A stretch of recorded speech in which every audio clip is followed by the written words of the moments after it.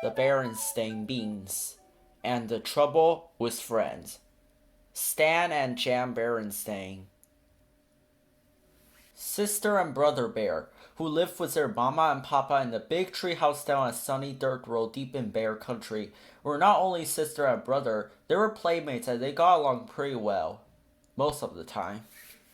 But brother was quite a lot older than sister, almost 2 years, and sometimes he wasn't much interested in the games she wanted to play, especially when sister got a little bossy, which she sometimes did. Now, she said one day as she came out of the treehouse with a big armload of her dolls and stuffed animals. We're going to play tea party. You sit there and be the papa, and I'll sit here and be the mama. Aw, Jesus, said brother. I'm too old to play tea party. Why? If Cousin Freddie or any of the guys saw me, I'd never hear the end of it. Why don't you find somebody your own age to play tea party with? Besides, I have a date to go skateboarding with Freddie. And off he zoomed, leaving sister all by her lonesome. Alright for you, she shouted. Oh dear, said Mama, who was watching from the treehouse window. There goes brother off to play with Freddie again. I do wish sister has somebody her own age to play with. What about her school friends? Asked Papa, joining her at the window. They all left too far away, sighed Mama as she watched lonesome sister pick up her trusty jump rope and start jumping with a friendly frog. Soon a butterfly joined in. She has her forest friends, the frogs and butterflies, to play with, said Papa.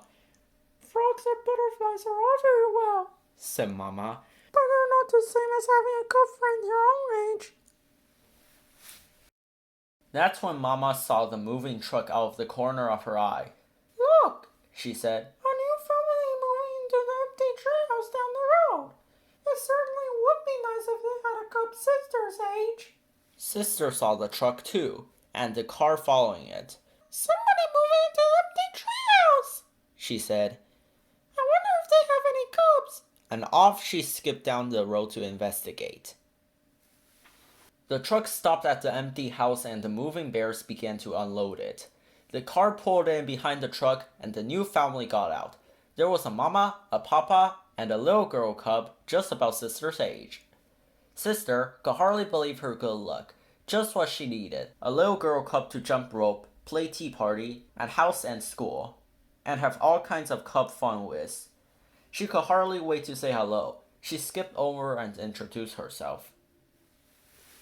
Hi, I'm Sister Bear. I'm 6 years old and I live just down the road. Hi, I'm Lizzie Bruin, and this is my papa and mama, Mr. and Mrs. Bruin. I'm 6 years old too. May I try your jump rope? I can do red hot pepper. And could she ever? Lizzie Bruin was the fastest rope jumper sister had ever seen. I can jump to 1,000, said sister. I can do 1,001, said Lizzie, returning the rope. 1,002, snapped sister. 1,003, said Lizzie. Well, we'll just see about that. Let's have a jump off here and now, said sister. Let's nod and say we did, said Lizzie. Say, is it a playground over there? Last one there is a rotten egg. And off she ran with Sis doing her best to catch up. Well, said Mama, who had been watching from the window. The new cub certainly is a lively little thing.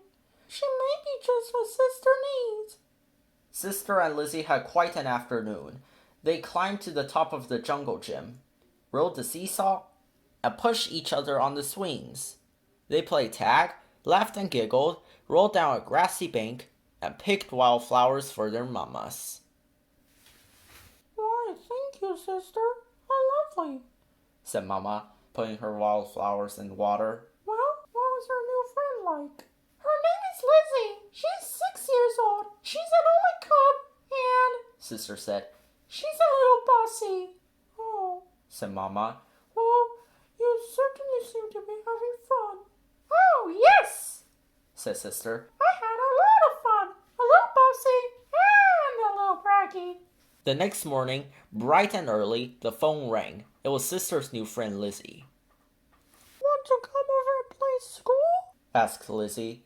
Okay, said Sister. bring some of your dolls and stuffed animals, Added Lizzie. because mine aren't unpacked yet. So Sister gathered up some of her favorite dolls and stuffed animals and headed for the treehouse down the road. Come on in here, Called Lizzie from the garage. my mama and papa are still fixing up and putting away, so we're going to play in here. What do you bring? My best doll and stuffed animals, said Sister. and this is my special teddy that I've slept with every night since I was a baby. Lizzie had set up the garage like a schoolroom. There were boxes for the pupils to sit on, and there was another box for the teacher's desk. There was even a blackboard and chalk for lessons. This is going to be fun, thought Sister Bear as she began setting her toys on the boxes. That's when she heard the tapping sound. It was Lizzie tapping on the desk. She had a pretend pointer in one hand and a piece of chalk in the other. Please be seated, sister. It's time for your lessons. The first letter of the alphabet is... Now, just a minute, protested Sister. Who said you were going to be the teacher? When I play school, I'm the teacher. And not only that, I already know my ABCs. Sister Bear, if you don't sit down this minute, I'm going to keep you after school, shouted Sister. Well, if you don't give me that pointer, I'm going to keep you after school. That's when Sister grabbed the pointer. Soon they were rolling around on the floor wrestling for the pointer, which broke in two. Now look what you did. You broke my best pointer.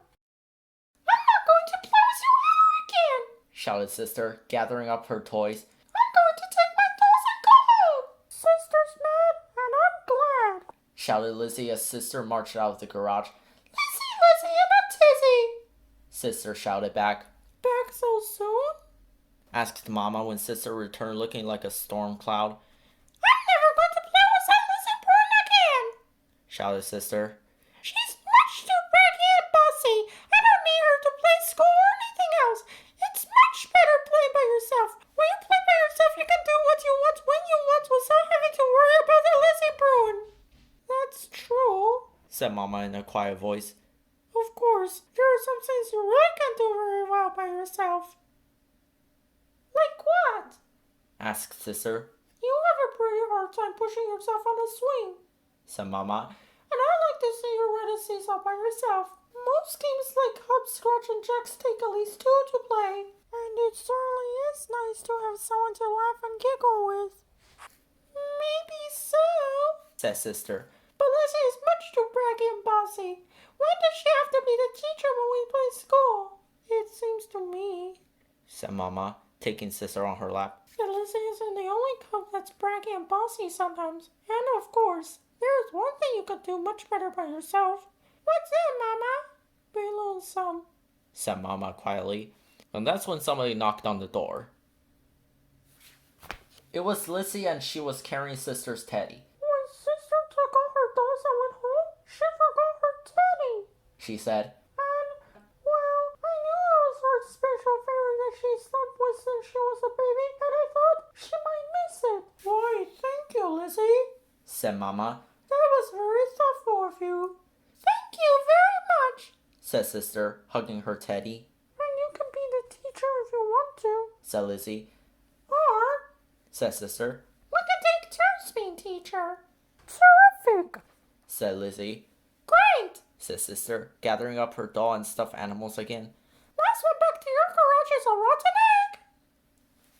And off she scooted, laughing and giggling, with Lizzie scampering after her.